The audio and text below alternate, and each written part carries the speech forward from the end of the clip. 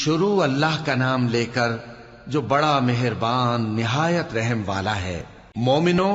اگر تم میری راہ میں لڑنے اور میری خوشنودی طلب کرنے کے لیے مکے سے نکلے ہو تو میرے اور اپنے دشمنوں کو دوست نہ بناؤ۔ تم تو ان کو دوستی کے پیغام بھیجتے ہو اور وہ دین حق سے جو تمہارے پاس آیا ہے منکر ہیں،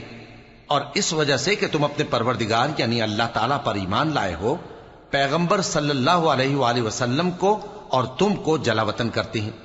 تم ان کی طرف پوشیدہ پوشیدہ دوستی کے پیغام بھیجتے ہو،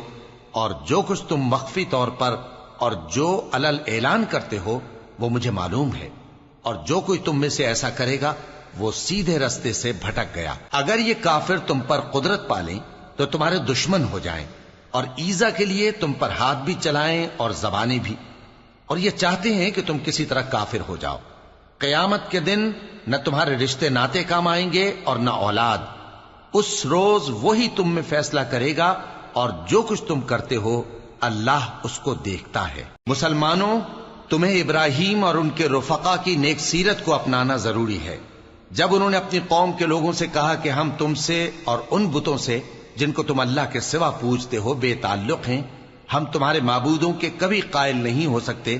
اور جب تک تم ایک اللہ پر ایمان نہ لاؤ ہم میں تم میں ہمیشہ کھلم کھلا عداوت اور دشمنی رہے گی۔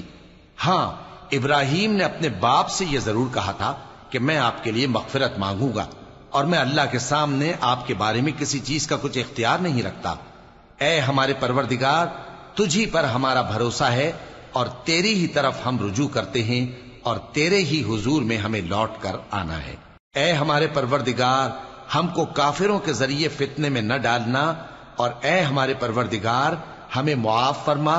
بے شک تو غالب ہے، حکمت والا ہے۔ تم مسلمانوں کو یعنی جو کوئی اللہ کے سامنے جانے اور روز آخرت کے آنے کی امید رکھتا ہو اسے ان لوگوں کی نیک سیرت اپنانی چاہیے، اور جو روگردانی کرے تو اللہ بھی بے نیاز ہے، لائق حمد و ثنا ہے۔ عجب نہیں کہ اللہ تم میں اور ان لوگوں میں جن سے تم دشمنی رکھتے ہو دوستی پیدا کر دے، اور اللہ قادر ہے اور اللہ بخشنے والا ہے، مہربان ہے۔ جن لوگوں نے تم سے دین کے بارے میں جنگ نہیں کی اور نہ تم کو تمہارے گھروں سے نکالا، ان کے ساتھ بھلائی اور انصاف کا سلوک کرنے سے اللہ تم کو منع نہیں کرتا۔ اللہ تو انصاف کرنے والوں کو دوست رکھتا ہے۔ اللہ انہی لوگوں کے ساتھ تم کو دوستی کرنے سے منع کرتا ہے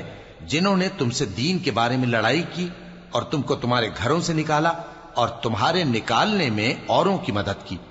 تو جو لوگ ایسوں سے دوستی کریں گے وہی ظالم ہیں۔ مومنو، جب تمہارے پاس مومن عورتیں وطن چھوڑ کر آئیں تو ان کی آزمائش کر لو، اور اللہ تو ان کے ایمان کو خوب جانتا ہے۔ سو اگر تم کو معلوم ہو کہ وہ مومن ہیں تو ان کو کفار کے پاس واپس نہ بھیجو کہ نہ یہ ان کو حلال ہیں اور نہ وہ ان کو حلال ہیں، اور جو کچھ انہوں نے ان پر خرچ کیا ہو وہ ان کو دے دو، اور تم پر کچھ گناہ نہیں کہ ان عورتوں کو مہر دے کر ان سے نکاح کر لو، اور کافر عورتوں کے ساتھ تعلقات نکاح باقی نہ رکھو، یعنی انہیں کفار کو واپس دے دو، اور جو کچھ تم نے ان پر خرچ کیا ہو تم ان سے طلب کر لو، اور جو کچھ انہوں نے اپنی عورتوں پر خرچ کیا ہو وہ تم سے طلب کر لیں۔ یہ اللہ کا حکم ہے جو تم میں فیصلہ کیے دیتا ہے، اور اللہ جاننے والا ہے، حکمت والا ہے۔ اور اگر تمہاری بیویوں میں سے کوئی تمہارے ہاتھ سے نکل کر کافروں کے پاس چلی جائے اور اس کا مہر وصول نہ ہوا ہو، پھر تم ان سے جنگ کرو اور ان سے تم کو غنیمت ہاتھ لگے، تو جن کی بیویاں چلی گئی ہیں ان کو اس مال میں سے اتنا دے دو جتنا انہوں نے خرچ کیا تھا، اور اللہ سے جس پر تم ایمان لائے ہو ڈرتے رہو۔ اے پیغمبر صلی اللہ علیہ وآلہ وسلم، جب تمہارے پاس مومن عورتیں اس بات پر بیعت کرنے کو آئیں کہ نہ تو اللہ کے ساتھ شرک کریں گی، نہ چوری کریں گی، نہ بدکاری کریں گی، نہ اپنی اولاد کو قتل کریں گی، نہ اپنے ہاتھ پاؤں کے درمیان کوئی بہتان باندھ لائیں گی، اور نہ نیک کاموں میں تمہاری نافرمانی کریں گی، تو ان سے بیعت لے لو اور ان کے لیے اللہ سے بخشش مانگو، بے شک اللہ بخشنے والا ہے، مہربان ہے۔ مومنو، ان لوگوں سے جن پر اللہ غصے ہوا ہے دوستی نہ کرو، کیونکہ جس طرح کافروں کو مردوں کے جی اٹھنے کی امید نہیں، اسی طرح ان لوگوں کو بھی آخرت کے آنے کی امید نہیں۔